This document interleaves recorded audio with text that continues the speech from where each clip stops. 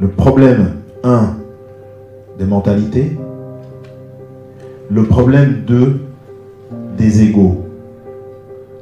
Et je me suis rendu compte en fait que là où Kabila nous a battus, là où Kabila nous a réduits à l'état de non-citoyens, c'est-à-dire de personnes qui ne sont pas engagées, qui ne sont pas concernées par les choses qui impactent sur leur quotidien et sur leur avenir, sur celui de leurs enfants, c'est qu'il a su jouer sur ses faiblesses.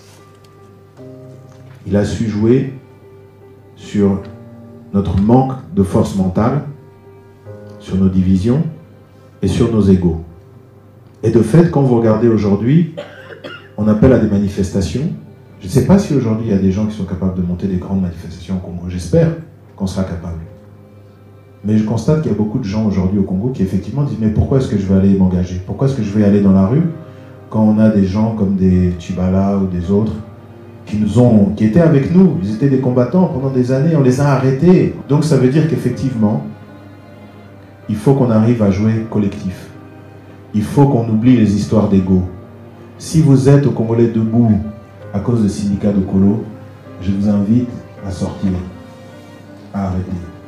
Ce n'est pas mon combat à moi, ce n'est pas moi qui suis le chef des autres, ce n'est pas moi qui ai des ambitions personnelles, non.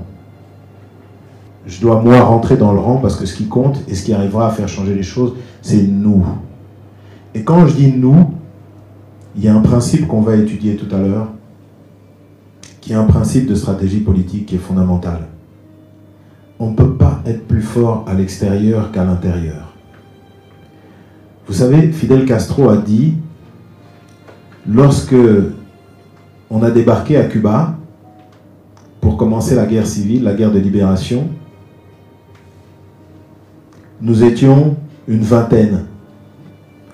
Il a dit, si je devais recommencer même avec 5 personnes, je recommencerai parce que c'est la seule manière d'y arriver. Congolais Téléma.